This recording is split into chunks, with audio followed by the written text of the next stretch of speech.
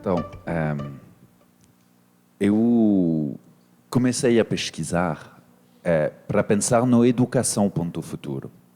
Como usar a tecnologia para pensar a educação formal e não formal. É um projeto...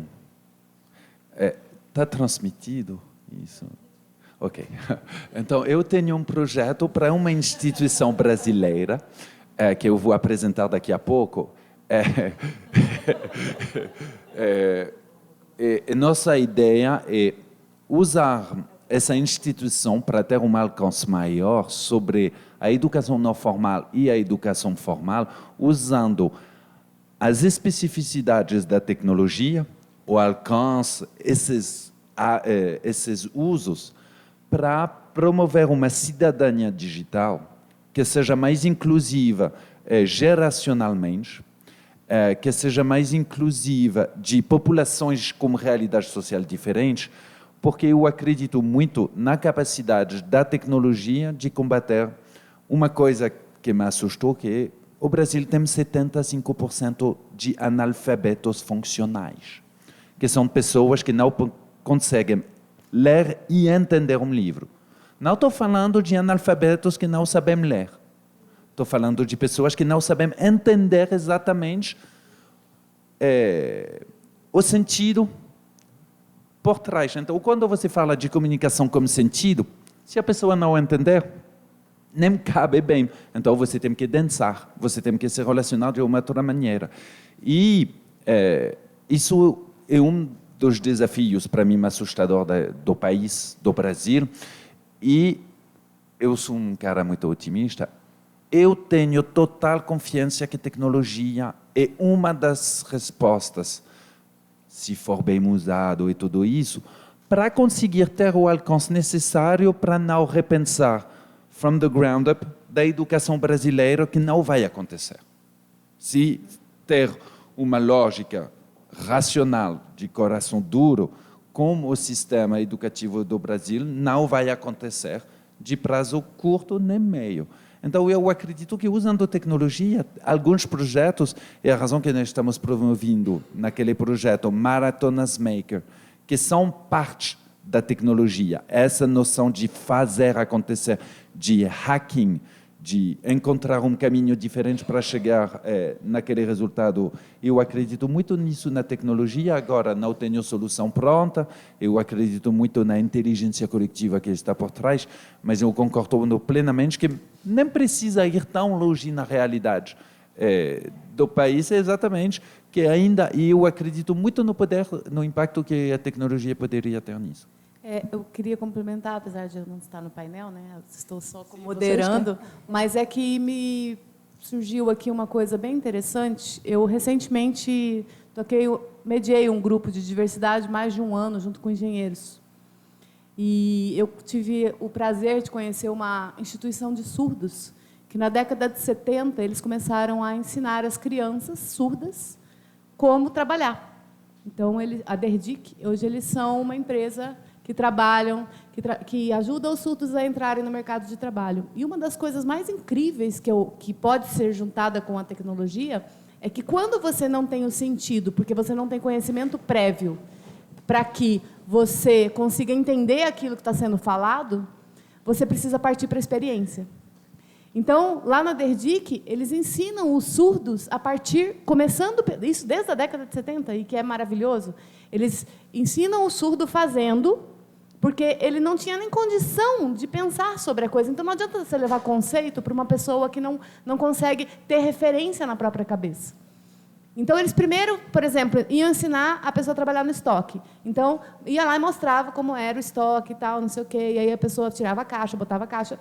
Depois que ela experimentava, ela tinha condição de analisar o que ela tinha feito.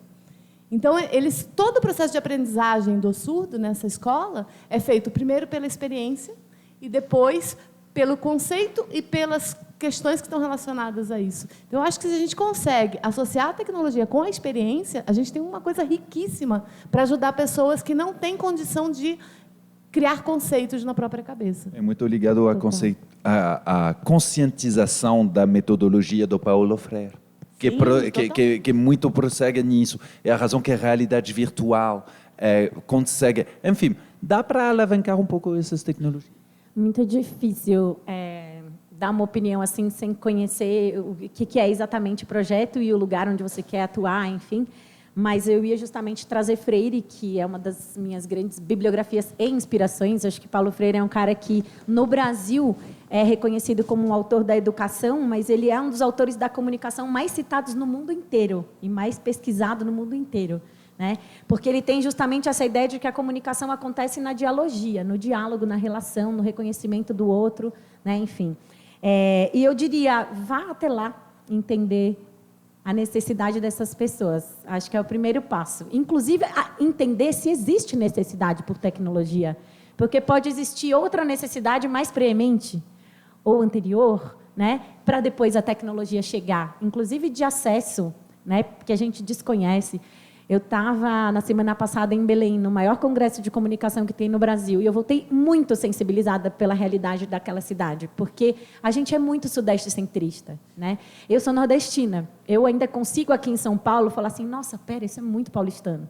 Mas, normalmente, os paulistanos não têm esse olhar para São Paulo. Assim, é uma coisa de segunda pele, do natural, do seu environment mesmo, do seu mundo, do seu entorno, né? Então, você não estranha. Né? E quando a gente sai, a gente estranha. Então, eu diria, vá, né? Converse, conheça, pergunte, perceba. Se realmente a tecnologia for uma necessidade e tiver esse potencial de ajudar aquela comunidade específica a potencializar um processo de alfabetização, aí eu diria, em segundo lugar, conheça projetos que já fazem isso, porque existem, né? O Instituto Socioambiental, o ISA, que é uma ONG grande aqui de São Paulo, tem um projeto interessantíssimo de construção de memória oral com comunidades do Vale do Ribeira, por exemplo. E é interessantíssimo. Eles usam tecnologia, site, como chama, podcast, não sei o que, e eles estão... E, claro, que algumas pessoas só têm cultura oral, e a tecnologia entrou ali por um caminho que era possível, certo? E para potencializar esses processos. E, no paralelo, eu diria... converse com os agentes locais responsáveis pelos processos de educação, para não chegando, né? Entenda as necessidades colocadas ali, as dores, o sentido que aquilo pode ter para aquele lugar. Só como vocês citaram, né? Quando eu falei do professor, vocês falaram da Sociedade dos Poetas Mortos, né? O professor e os alunos criaram a própria sociedade deles, para quem assistiu o filme. E dentro das linguagens, dos universos deles, eles criaram aquela atividade paralela. Eu acredito demais nisso como um recurso de você fazer a pessoa galgar sem entrar diretamente em questões A, B ou C, mas tenta fazer uma sociedade não fechada, mas uma sociedade aberta dos poetas mortos, e no filme surgiram muitas coisas lindas, e nem o professor consegue controlar isso. Eu acho que isso é uma das formas de comunicação diferente.